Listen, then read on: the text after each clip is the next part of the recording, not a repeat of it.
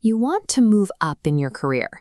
You look online and immediately you're bombarded with dozens of expensive certifications, each promising it's the one credential that finally secures your future.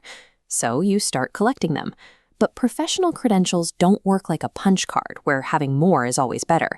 Instead, they work exactly like driver's licenses.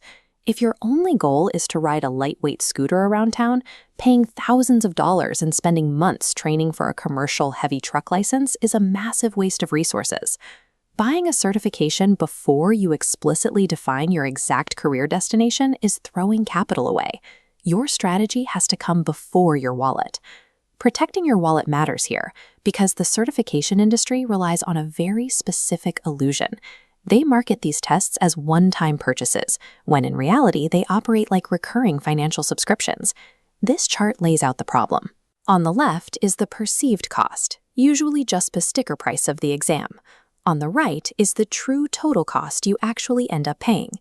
Right out of the gate, you have mandatory prep courses, official study guides, and if it's an international credential, you pay currency conversion premiums and international taxes. Then comes the back end. You are locked into annual membership dues to the issuing body, fees for continuing education credits, and eventually mandatory renewal exams to keep your letters. This leaves us with a math problem. We have to evaluate if carrying this lifelong financial subscription pays off, or if traditional graduate education offers a mathematically better return on your investment. A high-tier certification requires you to pour intense focus, time, and cash into a razor-thin slice of your industry. In exchange for that effort, you get a highly specific, globally recognized technical validation that employers can instantly verify. The catch is flexibility.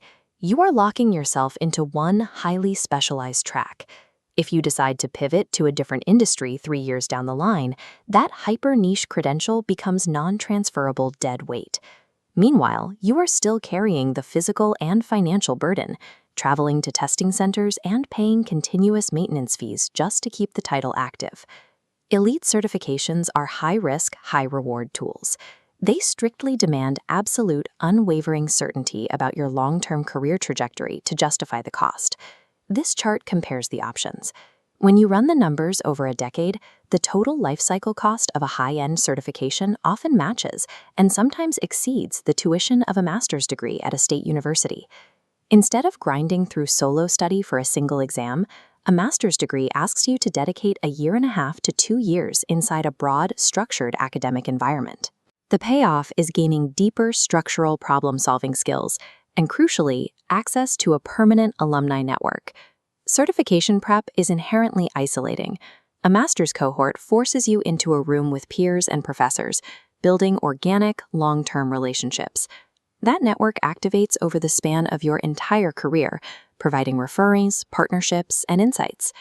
The trade-off is that a broad degree won't give you immediate, hyper-specific validation for a brand new software framework or a niche technical process. A certification proves you can execute a specific task today.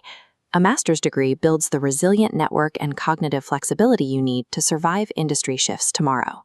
There is one major exception to this entire financial debate. Sometimes a certification is legally or functionally mandatory.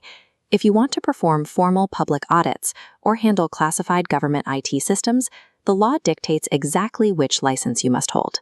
In these strict scenarios, standard ROI calculations, like comparing the fees to a university degree, are irrelevant. The certificate acts as a non-negotiable tax to enter the field. You have no choice but to pay it.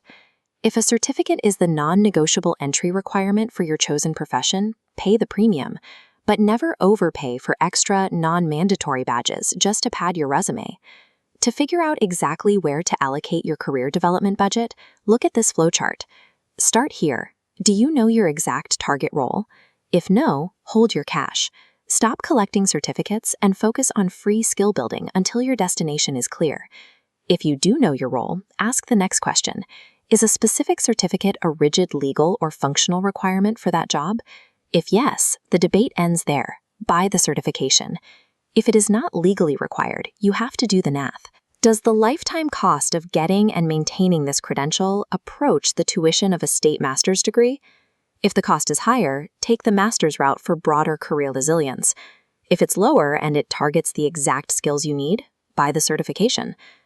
The harsh reality is that modern technology is rapidly accelerating. Industry needs and job requirements are shifting almost overnight. No piece of paper, neither an expensive master's degree nor an elite international certification, will save your career if you stop updating your daily competencies. The highest return on investment doesn't come from the credential you purchase. It comes from your continuous willingness to learn, adapt, and evolve in a rapidly changing market.